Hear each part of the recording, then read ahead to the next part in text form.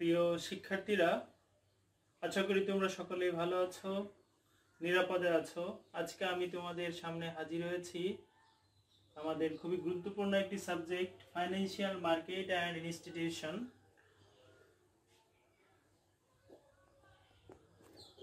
Lecture on.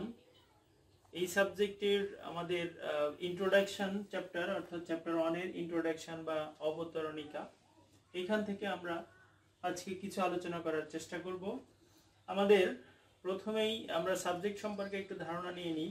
সেটা হচ্ছে financial market মানে আর্থিক বাজার, অ্যান্ড ইনস্টিটিউশন মানে বোঝাচ্ছে আর্থিক প্রতিষ্ঠান সমূহ, অর্থাৎ আর্থিক বাজার এবং আর্থিক বাজারের যে প্রতিষ্ঠানগুলো থাকে এখানে আমরা মূলত সেগুলো নিয়ে আলোচনা করব। এই অধ্যায়ে আমরা এই অধ্যায়ে যদি আমরা পুরোপুরিভাবে শিখতে পারি তাহলে আমরা কি কি শিখতে পারবো সেটা হচ্ছে আর্থিক বাজার কি, আর্থিক বাজারের অবস্থান কোথায়, আর্থিক বাজারের কোন কোন প্রতিষ্ঠানগুলো অংশগ্রহণ করে, এই সম্পর্কে আমরা ক্লিয়ার ধারণা পাবো। আমরা প্রথমেই একটু ধারণা নেই আর্থিক বাজারের পটভূমিটাতে। আমাদের অর্থনীতিতে দুটি দিক থাকে, আমরা সকলেই জানি। সেটা হচ্ছে কি, একটা হচ্ছে সারপ্লাস অর্থাৎ উদ্বৃত্ত, আর একটা হচ্ছে ডেফিসিট অর্থাৎ ঘাটতি। তো আমাদের যদি সারপ্লাস থাকে, সারপ্লাস অর্থ অতিরিক্ত, অর্থাৎ আমার খরচ বহন করার পরেও আমার যদি কোনো অতিরিক্ত অর্থ থাকে, সেই অতিরিক্ত অর্থগুলো আমরা কি করব? আমার বাসায় রেখে দিব? তোমার বাসায় রেখে দিবে না? তোমার বাসায় রেখে দিলে এটা থেকে অতিরিক্ত কোনো তোমার ইনকাম হবে না। তাহলে তোমাকে অবশ্যই কি করতে হবে? তোমাকে অবশ্যই এই অতিরিক্ত অর্থ বিভিন্ন জায়গায় বিনিয়োগ করতে হবে। আর তুমি যদি বিনিয়োগ করতে যাও তাহলে তোমাকে অবশ্যই বিনিয়োগের ক্ষেত্র বিবেচনা করতে হবে, আর বিনিয়োগের ক্ষেত্রগুলো খুঁজে বের করতে হবে। আর সেই বিনিয়োগের একটি অন্যতম মাধ্যমই হচ্ছে আর্থিক বাজার, অর্থাৎ তুমি যেখানে যে বাজারে অর্থ বিনিয়োগ করতে পারবে সেই বাজারকেই বলা হচ্ছে কি আর্থিক বাজার।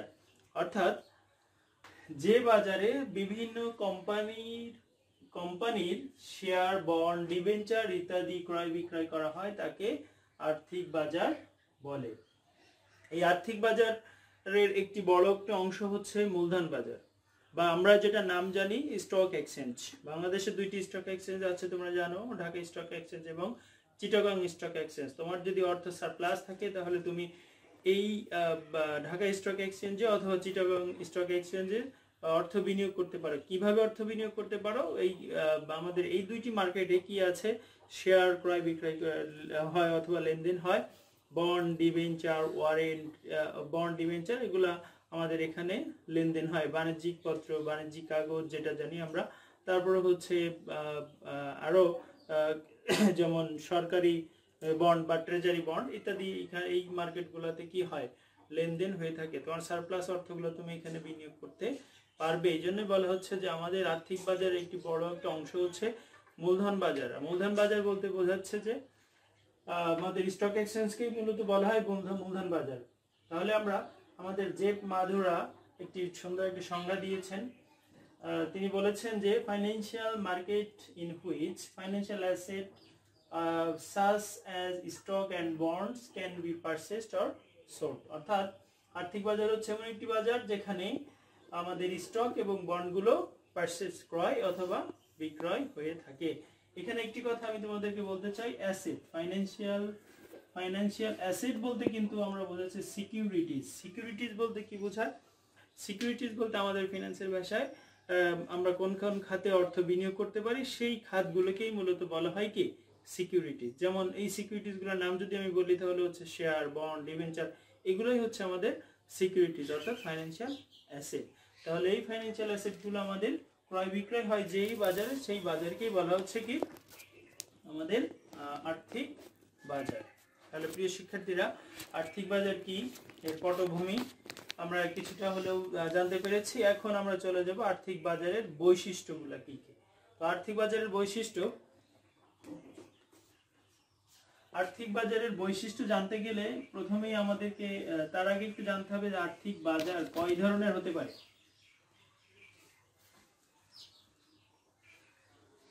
আর্থিক বাজার কয় ধরনের? আর্থিক বাজার মূলত দুই ধরনের হয়ে থাকে, একটা হচ্ছে মুদ্রা বাজার আর একটা হচ্ছে মূলধন বাজার। আমরা একটু লিখবো আর্থিক বাজারের বৈশিষ্ট্য সমূহ।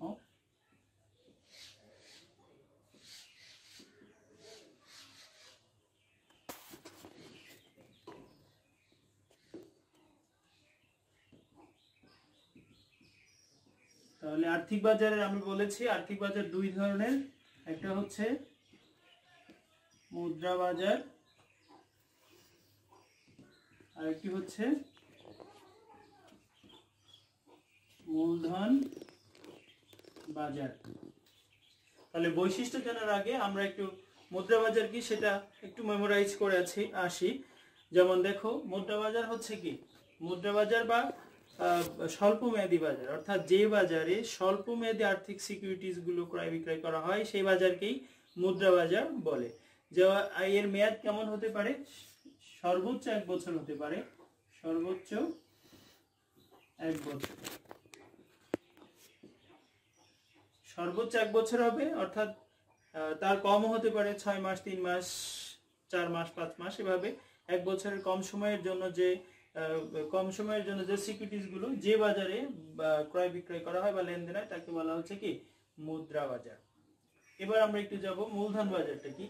মূলধন বাজার হচ্ছে যে বাজারে, তাহলে মুদ্রা বাজারের ঠিক বিপরীত, যে বাজারে দীর্ঘমেয়াদী সিকিউরিটিজ গুলো ক্রয় বিক্রয় করা হয় সেই বাজারকে বলা হচ্ছে কি মূলধন বাজার। এই বাজারের মেয়াদ কেমন হতে পারে, এই বাজারের মেয়াদ সর্বনিম্ন 5 বছর থেকে 10 বছর হবে। অনেকে অনেক কথা বলে, কখনো কেউ বলে 7 বছর, কিন্তু সর্বনিম্ন অবশ্যই তোমাকে 5 বছরের জন্য বিনিয়োগ করতে হবে এবং এটার মেয়াদ হবে কয় বছর, 10 বছর। সেই বাজারকে বলা হচ্ছে কি মূলধন বাজার। তাহলে আমরা চলে যাব আমাদের এই যেহেতু আমাদের আর্থিক বাজারকে 2 ভাগে ভাগ করা হয়েছে, তাহলে এখানে আমরা এর বৈশিষ্ট্যগুলোকে 2 ভাবে আলোচনা করব। একটা হচ্ছে মুদ্রা বাজারের বৈশিষ্ট্য,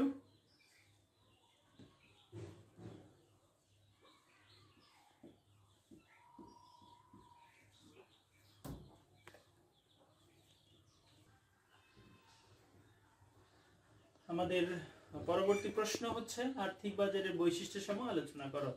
আর্থিক বাজারের বৈশিষ্ট্য আমরা বলেছি, আর্থিক বাজারের বৈশিষ্ট্য জানার পূর্বে আমাদের 2টা জিনিস আমরা আলোচনা করেছি। এখন হচ্ছে কি মুদ্রা বাজারের বৈশিষ্ট্য। তাহলে দেখো, মুদ্রা বাজারের বৈশিষ্ট্যগুলো আমরা 8টি বৈশিষ্ট্য এখানে লিখেছি। এগুলো মূলত বেশি ইম্পর্টেন্ট, যার কারণে আমি এগুলো লিখেছি এবং পর্যায়ক্রমে এগুলো একটু আলোচনা করব। তোমরা একটু ভালোভাবে একটা দেখে নাও এবং খাতায় লিখে নিবে আশা করি। তাহলে আমাদের 1 নম্বর হচ্ছে কি সুসংগঠিত বাণিজ্যিক ব্যাংকিং ব্যবস্থা। একটি মুদ্রা বাজারের দেখো, মুদ্রা বাজারের প্রধান আর্থিক প্রতিষ্ঠানই হচ্ছে কিন্তু বাণিজ্যিক ব্যাংক। অর্থাৎ মুদ্রা বাজার মানে কি স্বল্প মেয়াদী সিকিউরিটির জন্য যে লোন আমাদের দরকার হয়, যে অর্থের আমাদের দরকার হয়, একজন ব্যক্তি তার নিজস্ব তহবিল থেকে সংগ্রহ করতে পারে অথবা সে চাইলে তার বাণিজ্যিক ব্যাংক থেকে কিন্তু সংগ্রহ করতে পারে। এই জন্য আমাদেরকে কি করতে হবে, যদিও আমাদের মুদ্রা বাজার কি সুন্দর বা মানে একটি শক্তিশালী মুদ্রা বাজার গঠন করতে হয়, তাহলে সে দেশে অবশ্যই সুসংগঠিত বাণিজ্যিক ব্যাংক ব্যবস্থা থাকতে হবে। যদি সুসংগঠিত বাণিজ্যিক ব্যাংক ব্যবস্থা না থাকে তাহলে মুদ্রা বাজার শক্তিশালী হবে না। সেক্ষেত্রে আমাদের বাণিজ্যিক ব্যাংকগুলোকে এমনভাবে নিয়ন্ত্রণ করবে বা আমাদের যে কোনো দেশের কেন্দ্রীয় ব্যাংক, যাতে তারা পর্যাপ্ত পরিমাণ অর্থ থাকে, তাদের সুদের হার যেন কম থাকে, তাহলে কি বিনিয়োগকারীরা বেশি সেখান থেকে লোন নিতে পারবে, লোন নিয়ে মুদ্রা বাজারে অর্থ বিনিয়োগ করতে পারবে। অর্থ বিনিয়োগ করলেই কিন্তু আমাদের দেশের অর্থনৈতিক অবস্থা ভালো হবে। এই জন্য সুসংগঠিত বাণিজ্যিক ব্যাংক ব্যবস্থা অবশ্যই থাকতে হবে। 2 নম্বর হচ্ছে আমাদের সংগঠিত কেন্দ্রীয় ব্যাংক। আমরা জানি যে একটি দেশের মেরুদণ্ড, অর্থনীতির মেরুদণ্ড হচ্ছে কি কেন্দ্রীয় ব্যাংক। কেন্দ্রীয় ব্যাংক যদি শক্তিশালী হয়, ওই দেশের অর্থনীতিও কিন্তু শক্তিশালী হয়।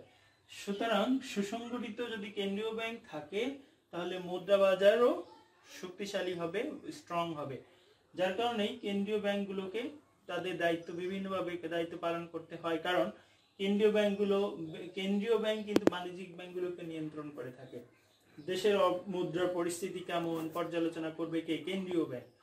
দেশের যদি মুদ্রা সংকোচন হয়, মুদ্রা স্ফীতি দেখা দেয়, সেগুলা কিন্তু কেন্দ্রীয় ব্যাংক বাণিজ্যিক ব্যাংকের মাধ্যমে সেগুলা নিয়ন্ত্রণ করবে। সুতরাং কেন্দ্রীয় ব্যাংকেই প্রথমে সুসংগঠিত হতে হবে, সংগঠিত হতে হবে। 3 নম্বর হচ্ছে আমাদের উপযুক্ত ঋণপত্রের প্রাপ্যতা। অর্থাৎ আমাদের জন্য মুদ্রা বাজারের জন্য যে সকল সিকিউরিটি রয়েছে, যেমন বন্ড, ডিবেঞ্চার, এগুলোকেই কিন্তু বলা হচ্ছে ঋণপত্রের দলিল। এই ঋণপত্রগুলো যেন সঠিকভাবে উপযুক্তভাবে পাওয়া যায়, অর্থাৎ এখানে কোনো দুর্নীতি থাকবে না, এখানে কোনো ভেজাল থাকবে না। যে ঋণপত্রগুলো সরকার যে ঋণপত্রগুলো কোম্পানি বা সরকার ইস্যু করবে সেগুলো যেন সঠিক হয়, জনগণ যেন সেগুলো থেকে উপকৃত হয়, সেটাই হচ্ছে আমাদের উপযুক্ত ঋণপত্র। আর এই উপযুক্ত ঋণপত্রের প্রাপ্যতা নিশ্চিত করতে হবে যেন এগুলা সহজেই পাওয়া যায়। এটাই হচ্ছে আমাদের উপযুক্ত ঋণপত্রের প্রাপ্যতা মুদ্রাবাজারের অন্যতম বৈশিষ্ট্য। 4 নম্বর আমরা চলে যাব পর্যাপ্ত তহবিল। একটা কথা আমরা সকলেই জানি, মুখেই যত বলি কাজ হবে না, অথবা এরকম আমরা একটা উদাহরণ দিয়ে থাকি,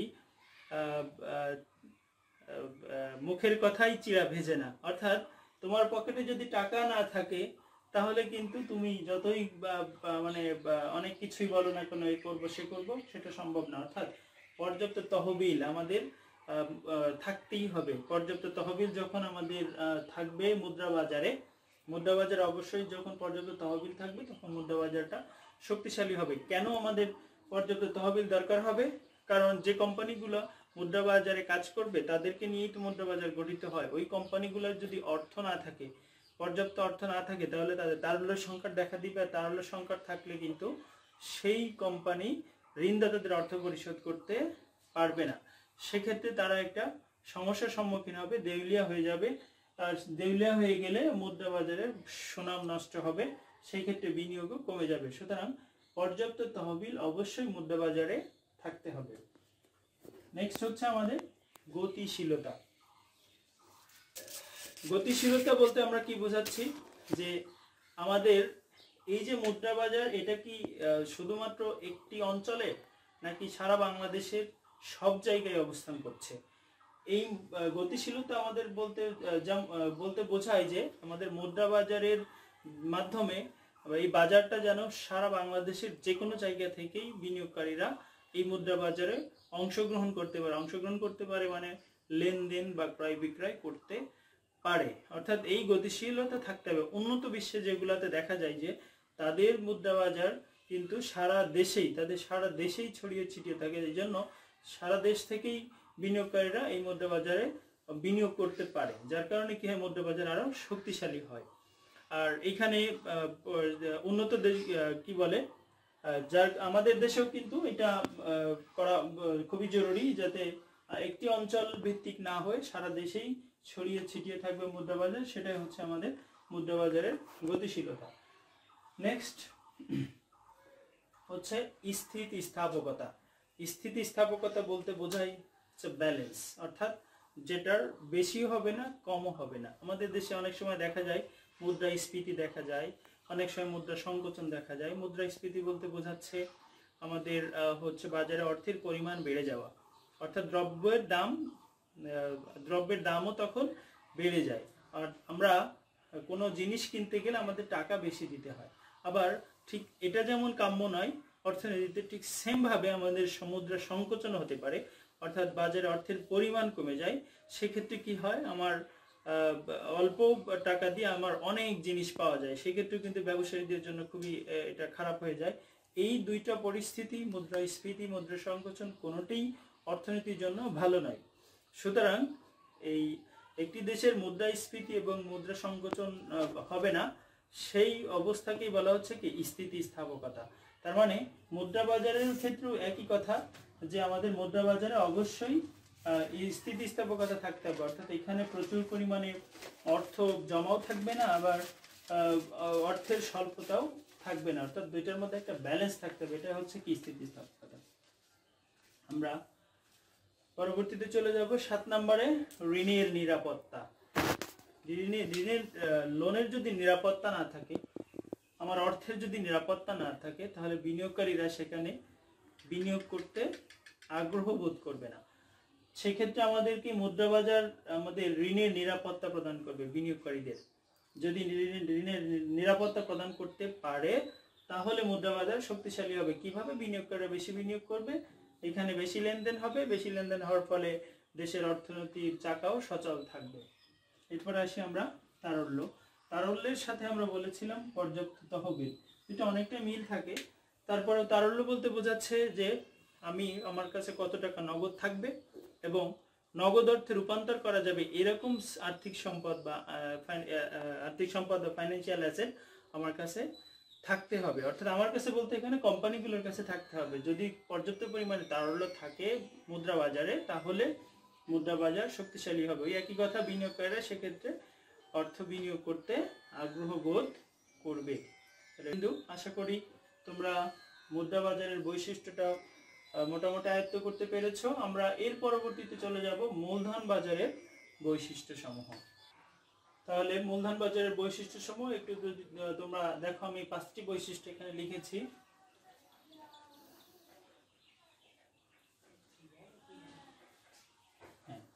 ব্যবহারকারী, একটা হচ্ছে কি ব্যক্তিবর্গ। এই ব্যবহারকারী বলতে বোঝাচ্ছে যে মূলধন